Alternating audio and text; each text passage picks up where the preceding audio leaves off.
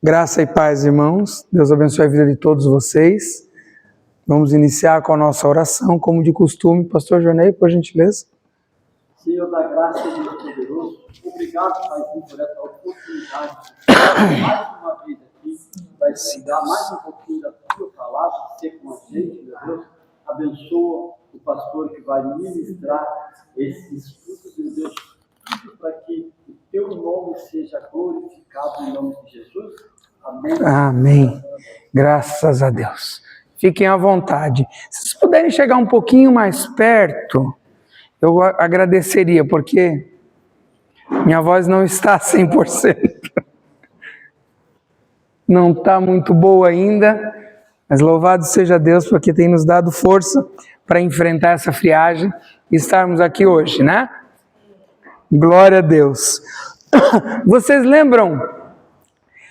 lembram a pergunta que eu fiz no culto de quinta-feira? O que é o proto-evangelho? Foi uma provocação para ver se desperta no nosso coração uma certa curiosidade. Porque nós precisamos disso, gente. Nós estamos estudando, hoje nós vamos dar sequência na terceira aula da linhagem patriarcal. Outro dia eu estava conversando com o pastor Jornei, porque a origem desse curso vem de um curso anterior do pastor Jornei, já deu na Igreja Plano de Deus, e aí ele me questionou, mas Luiz, entrou nesse... Eu falei, pastor, entrou nesse tema, mas não era os patriarcas? Eu falei, mas está baseado na sua apostila e tal. E aí, eu estava orando e o Espírito Santo me respondeu por quê? Porque na verdade nós estamos estudando a linhagem patriarcal e a gente vai lá desde o princípio até o momento da redenção. E por isso nós entramos hoje nessa aula, eu acho que foi muito providencial, porque quando o pastor Jornei encerrou a aula na semana passada, na quarta-feira, ele encerrou exatamente aqui, no proto-evangelho.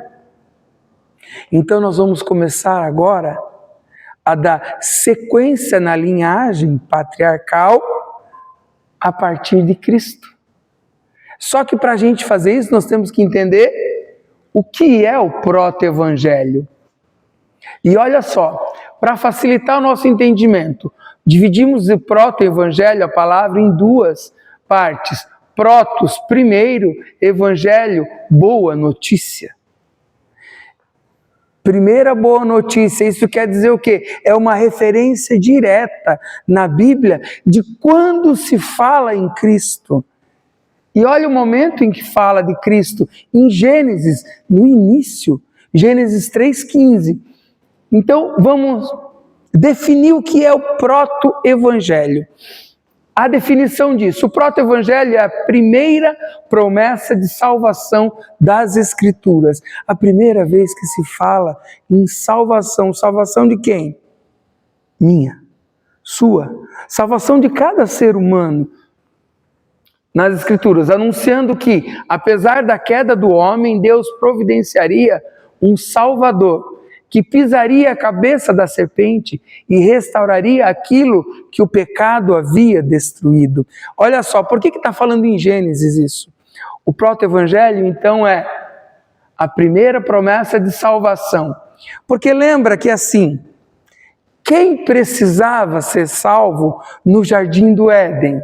Eles caminhavam na presença de Deus. Eles estavam com Deus no jardim.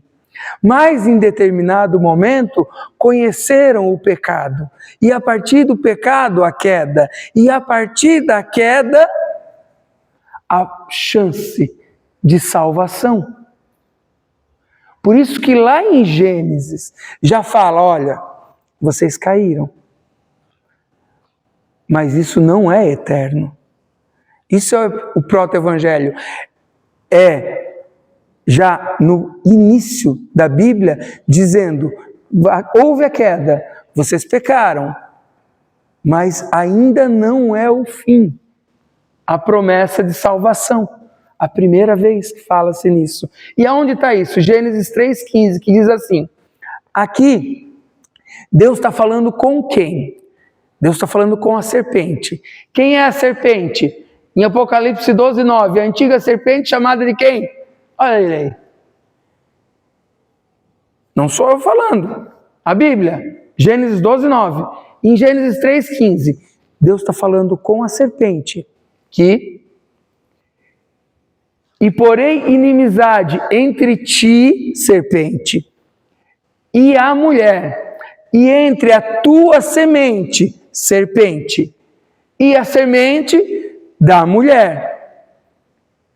Esta te ferirá a cabeça, e tu lhe ferirás o calcanhar.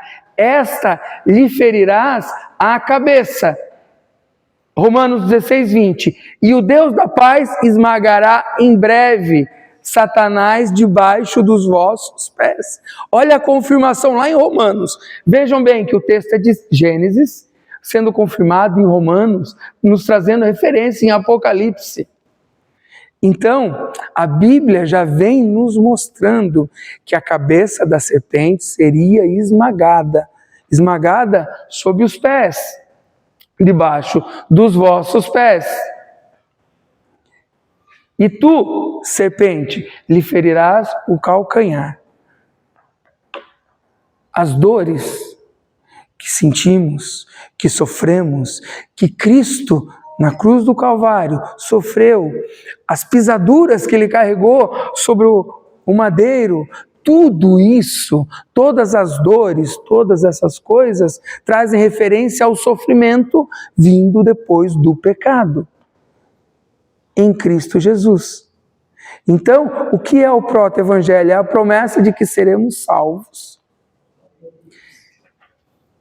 Na primeira vez que ela é falada, e aqui tem um ponto interessante que fala assim: porém, inimizade entre ti, serpente, e a mulher, e entre a tua semente, serpente, e a sua semente, a semente da mulher. A semente da mulher. Vocês conseguem interpretar qual é o caso de filhos sem pais? A gente consegue entender isso?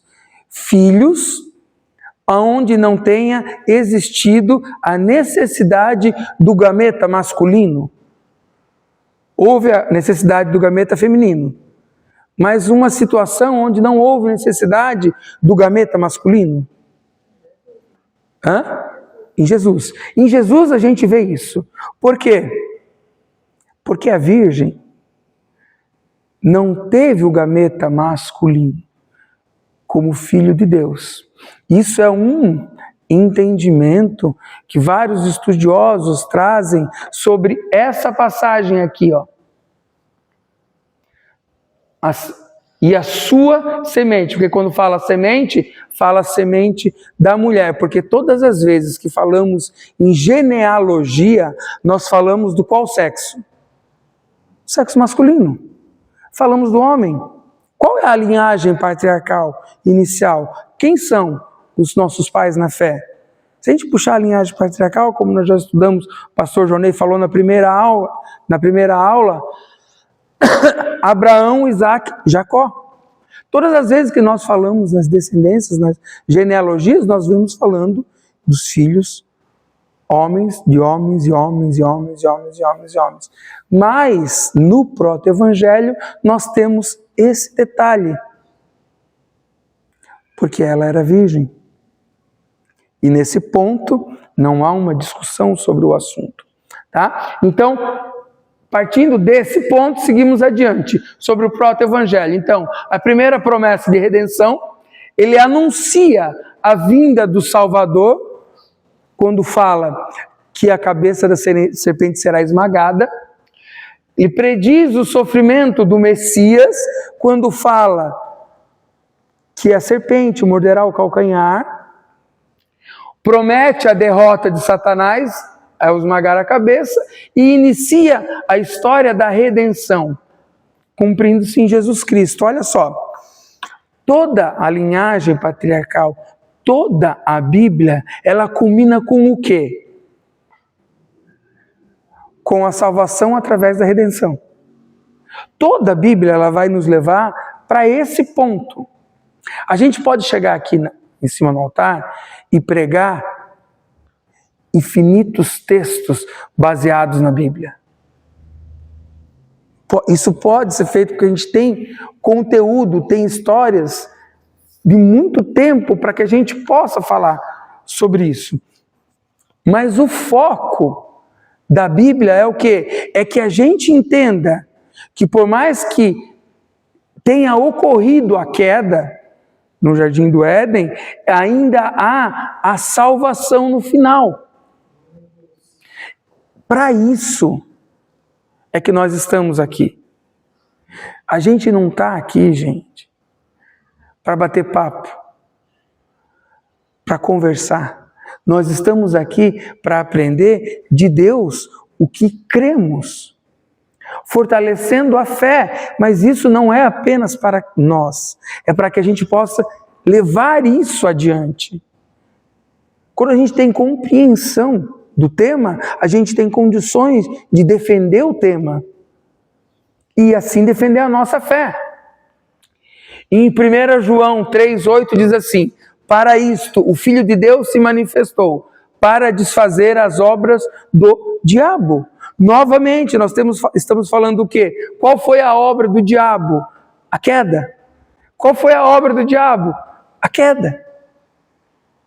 Nós não conhecíamos o pecado, mas passamos a conhecer. Fomos expulsos, estamos aqui. Então, para isto o Filho de Deus se manifestou, para desfazer essa obra de queda, nos levando à salvação através da redenção. Uma síntese do tema seria: o proto-evangelho revela que, desde o momento da queda, lá no Jardim do Éden, Deus já havia estabelecido o plano de salvação,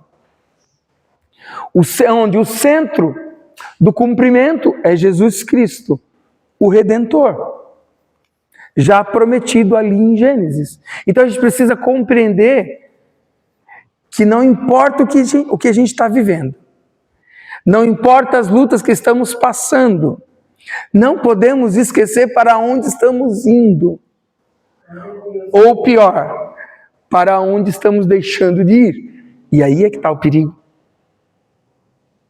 Não é tanto a questão para onde nós estamos indo, porque se nós estamos na vontade de Deus, estamos caminhando rumo ao nosso Pai, ao nosso Salvador e à nossa salvação, glória a Deus, nós estamos no caminho. Mas, se não pudermos identificar esse caminho errado, e aí a gente pode fazer, mas como assim não identificar o caminho errado? Eu só me identifiquei com Cristo com 40 anos de idade. E se até os 40 anos eu não sobrevivesse, aonde eu estaria? Para onde nós estamos caminhando? Para Cristo, para a salvação, glória a Deus. E quem está do seu lado está caminhando para onde? E quem está na sua frente está caminhando para onde? E quem está atrás de você está caminhando para onde? Não pode ser, gente, só sobre a nossa salvação. É sobre aquilo que é por isso que a aula de teologia é para isso, para a gente entender de Deus, para que a gente possa falar para as pessoas sobre isso. Todas as promessas se cumprem em quem? Exatamente no Salvador, em Jesus Cristo. O cumprimento das promessas messiânicas, os profetas anunciaram. Primeiro, o nascimento dele virginal, em Isaías 7,14. Alguém trouxe o Bíblia para poder ler Isaías 7,14 para a gente? Pastora, por gentileza. Por isso eu tomo uma água. Eita, glória. Isaías 7,14.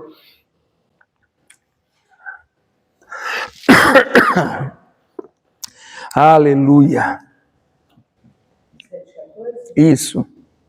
Portanto, o mesmo Senhor vos dará um sinal. Eis que a Virgem conceberá e dará à luz um filho, e chamará o seu nome Emanuel. Está vendo? Isaías já nos traz essa referência. E a gente precisa pensar nessa referência em Isaías, pensando lá em Gênesis, no proto-evangelho. Quando lá já fala sobre a semente da mulher. Aí fala de uma virgem. O seu nascimento em Belém, os sofrimentos em Isaías, o reinado eterno em Isaías 9, 6, 7. O fato é que todas as profecias encontram cumprimento sempre em Cristo, porque elas não são aleatórias. Pensa comigo, quando um profeta, um homem de Deus, profetizava sobre um reino, profetizava sobre o povo de Deus que estava em pecado, qual era o objetivo dessa profecia? Qual era o objetivo? Se a gente pensar em Jonas, qual era o objetivo para Nínive? Era condenação? Não era condenação. Era transformação, era mudança de atitude, era conversão. A Bíblia inteira nos adverte sobre isso, sobre os nossos comportamentos e as nossas escolhas. É por isso que todas as profecias encontram cumprimento em Jesus Cristo. Por quê? Porque o objeto da salvação é Ele, é através dele. Mas para isso, esses pecados cometidos têm que ter arrependimento. E aí são perdoados nele, no sacrifício feito por ele. A história da redenção. A história da redenção é a revelação progressiva do plano de Deus, com o objetivo de salvar a humanidade do pecado, e aqui observa, salvar a humanidade do pecado lá no Éden, e restaurar a comunhão entre Deus e o homem por meio de Jesus Cristo. Gente, no Jardim do Éden, quando a gente vê o relato, se a gente se colocar no relato de Gênesis, lá no Jardim do Éden, a gente consegue imaginar Deus caminhando junto deles, não é isso? A gente consegue imaginar Deus caminhando com eles ali, junto deles. Como seria isso? Só que aí o pecado nos leva à queda. E na história da redenção, qual o objetivo? É restaurar essa comunhão entre Deus e homem. Não é essa presença que a gente sente apenas quando nós estamos sentindo o Espírito Santo de Deus nas nossas vidas. Ou quando a gente está orando, que a gente se derrama. Não é simplesmente isso, mas é aquela comunhão com Deus lá no final dos tempos. Quando nós estivermos adorando a Ele, santo, santo, santo, santo, santo, palpável, visível aos nossos olhos, quem sabe palpável às nossas mãos, se mãos tivermos. Que isso é um ponto importante, né? Que é a forma de glória. Então, como será isso? Toda a história nos leva para esse ponto. Ele percorre toda a Bíblia desde a criação até a consumação final, demonstrando que todas as Escrituras, novamente, apontam para Cristo, porque Ele salva. A criação e a queda. Deus criou o homem para viver em comunhão com Ele. A gente vê isso, comentei agora em Gênesis, mas o pecado de Adão e Eva trouxe separação, morte e condenação. Você já parou porque fala que o pecado trouxe separação, morte e condenação? Por que morte? Se a gente observar lá em Gênesis, nós vamos ver Deus falando o seguinte, que agora Adão e Eva seriam expulsos do jardim do Éden para que não tomassem também da árvore da vida e vivessem eternamente. Essa árvore não era proibida a eles. Era proibida a árvore do bem e do mal, do conhecimento do bem e do mal, mas a árvore da vida não. Quer dizer, então eles poderiam viver eternamente? A própria palavra de Deus fala sobre isso. E se a gente partir desse ponto, então a gente entende por que o pecado de Adão e Eva, da desobediência, trouxe morte, separação, morte e condenação.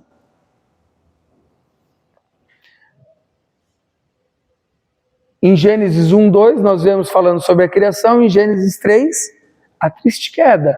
Na promessa do Redentor. Mesmo após a queda, Deus prometeu lá em Gênesis 3,15 que o Salvador, Jesus Cristo, derrotaria Satanás. Foi o que a gente viu que é o proto-evangelho. Aqui só está mostrando novamente o proto-evangelho. A vinda de Cristo. A vinda de Cristo. Em Jesus, todas as promessas encontram o seu cumprimento. Em Gálatas 4,4 diz assim: mas vindo a plenitude dos tempos, Deus enviou o seu Filho. Vindo a plenitude, quando o tempo se completa, Deus enviou o seu Filho. Jesus vem cumprindo a lei, tendo morrido pelos nossos pecados, tendo ressuscitado e inaugurado a nova aliança, que salva, que nos tira do pecado que temos cometido. Mas isso também se trata de uma escolha de cada um. Por onde vamos caminhar, o que vamos escolher, o que faremos com o tempo que temos aqui. Porque dele, por ele, para ele são todas as coisas. Dele, para ele e por ele são todas as coisas. A gente sempre fala sobre isso, né? A gente canta sobre isso. A gente adora falando sobre isso. Porque dele, por ele, para ele são todas as coisas. Mas na prática não. Na prática temos uma dificuldade imensa disso. Por quê? Olha só, eu vou comprar um carro. Quantas pessoas oram antes de fechar o negócio?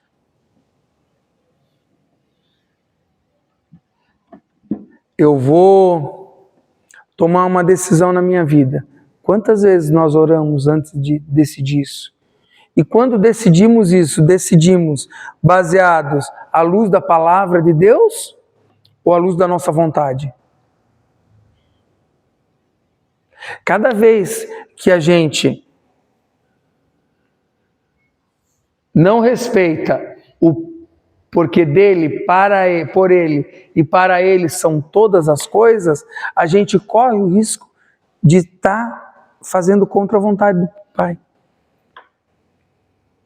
E isso acaba nos atrapalhando em alguma coisa naquilo que nós vivemos. E aí acabamos entrando em situações que acabam prejudicando a nossa vida aqui.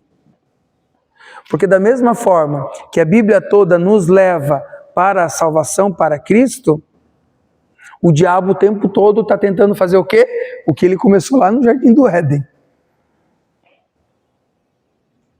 Porque é fato que a Bíblia já nos ensina que ele está derrotado. Mas isso não quer dizer que ele desistiu, né?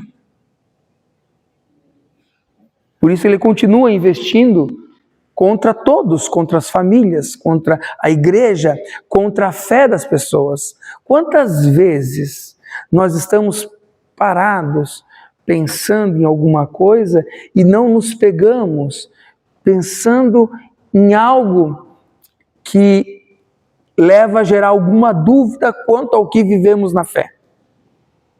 Quantas vezes? Quem nunca parou e estava pensando assim, falou, opa, está repreendido. Quem nunca fez isso? Às vezes por conta de uma raiva no coração, uma ira, quem sabe um pensamento antigo da sua vida passada que eu falo, porque nós somos nova criatura, né? Então, vida passada não é que eu acredito em vida antes do meu nascimento, é porque eu nasci de novo, assim como todos nós, né? No nosso batismo nascemos da água. E aí? Como fica isso? Vocês acham que é o quê? Que esses pensamentos que vêm aleatório, do nada, vêm como? Agora, existe uma fórmula, um meio e um método para que a gente se proteja disso e identifique como nos proteger disso. É a palavra de Deus. Porque se a palavra toda nos leva para o mesmo lugar, quanto mais estivermos envolvidos com ela, igual estamos fazendo hoje, estávamos fazendo nessa quarta, estávamos fazendo no último encontro, no penúltimo e assim por diante, é exatamente sobre isso. Nós estamos fortalecendo a fé, nos aproximando de Deus, conhecendo mais dele. Por exemplo, Marino trabalha na parte de mecânica industrial. Por que eu sei disso? Porque eu tenho comunhão com o Marino, porque a gente conversou sobre isso. Só que quando eu conheci o Marino, eu não sabia o que o Marino fazia. Talvez eu tenha passado pelo Marino algumas vezes e nem soubesse quem ele era. Não soubesse o endereço dele, não soubesse a família dele, não soubesse nada.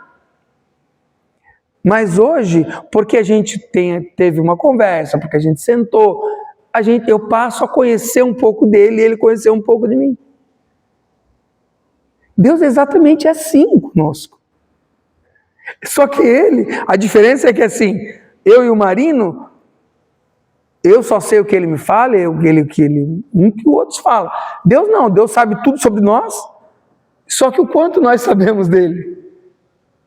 Sabemos aquilo que nós buscamos, conhecimento nele. A consumação. Eu sou o alfa e o ômega, o princípio e o fim. Nós vemos isso em Apocalipse 1:8. Alguém já abre em Apocalipse 1:7 para mim, por favor? Eu sou o alfa e o ômega, o princípio, o fim. O primeiro e o derradeiro, em Apocalipse 22:13. E aqui é interessante, porque olha só. Alguém já conseguiu achar aí? Apocalipse 1:7, 8.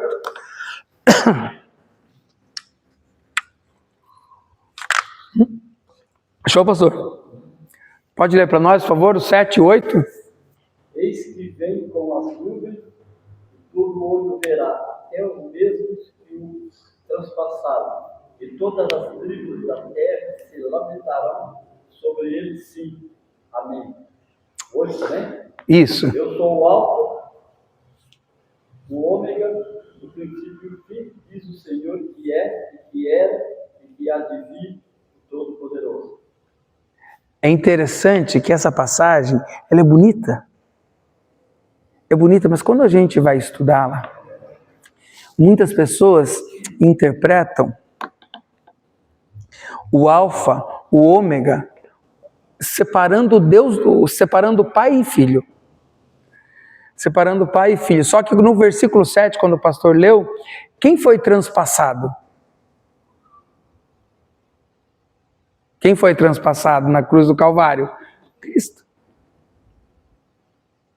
Então, quando a gente vê isso, a gente fala, então peraí, alfa, ômega, início e fim, que está no começo e que está no final, Todo-Poderoso, que a palavra vai nos trazer adiante, o Todo-Poderoso, isso traz a união da Trindade Santa, nos mostrando que a Trindade Santa, ela é única.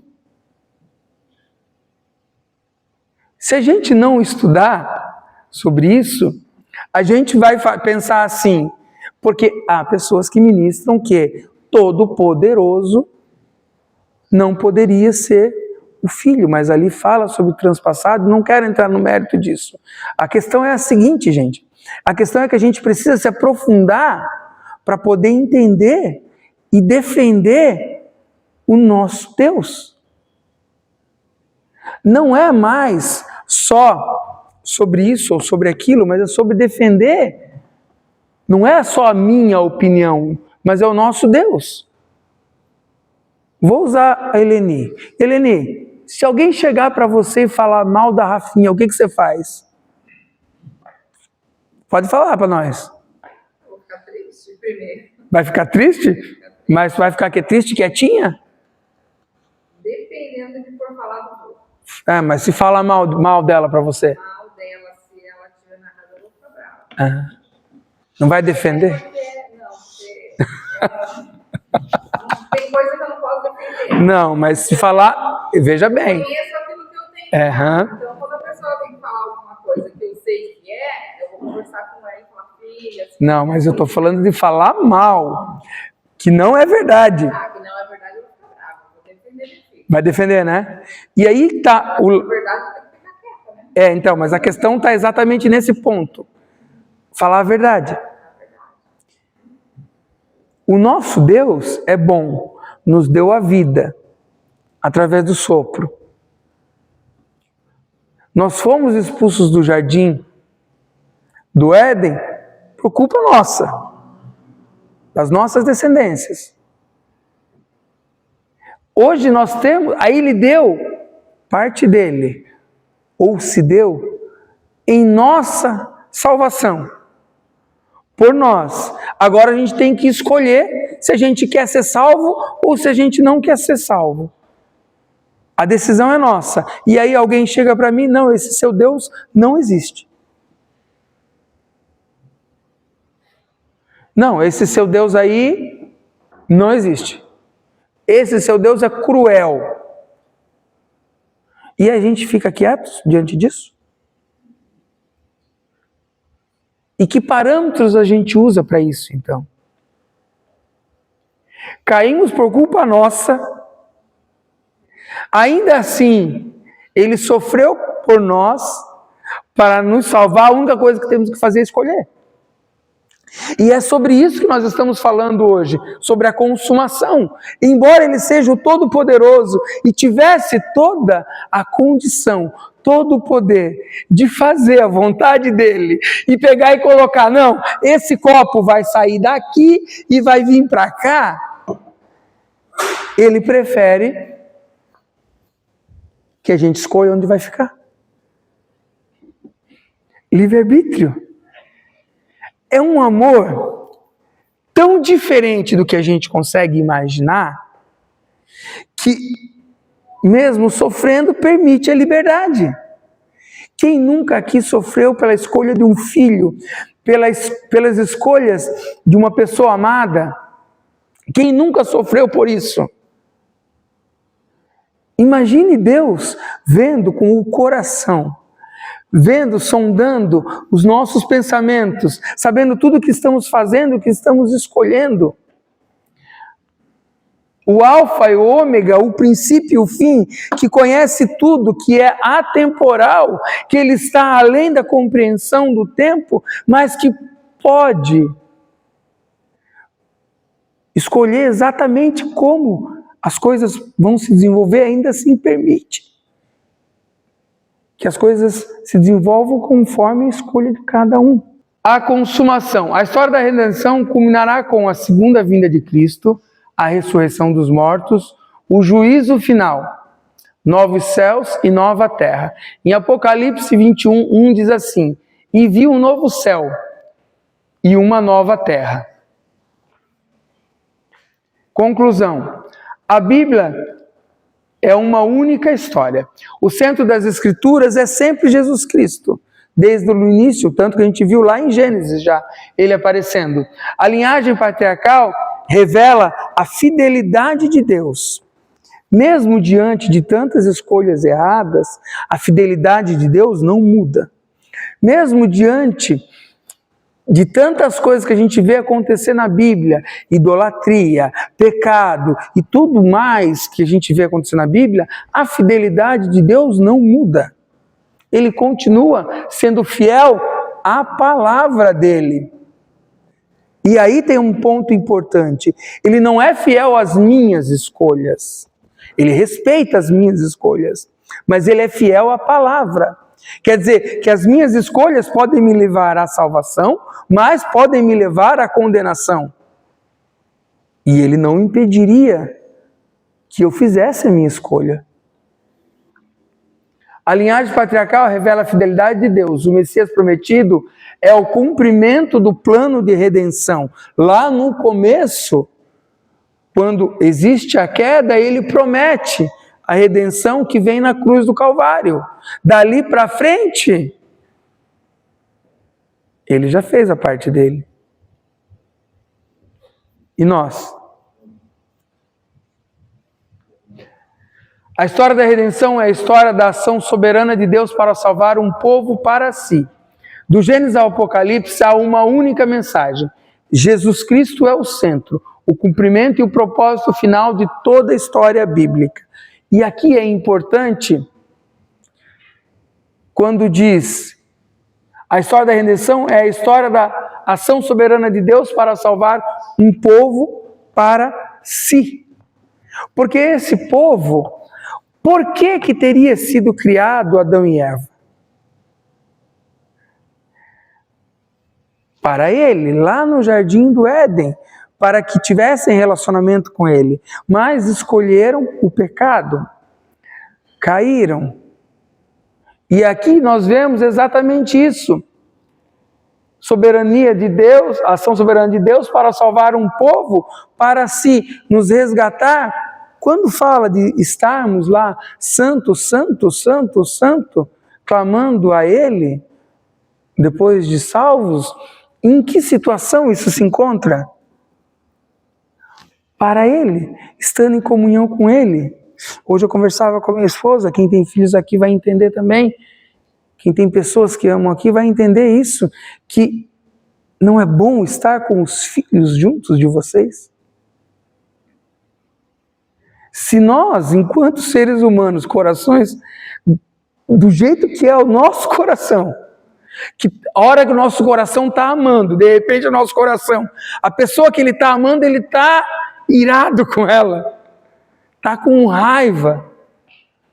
Nós que temos um coração assim, ainda queremos os nossos filhos colados, as pessoas que nós amamos colados em nós. Às vezes é um filho, às vezes é um pastor, às vezes é um membro da igreja, que nós queremos estar juntos, estamos preocupados uns com os outros. E isso é importante. Imagine Deus, ao ver-nos nos desviar da vontade dele.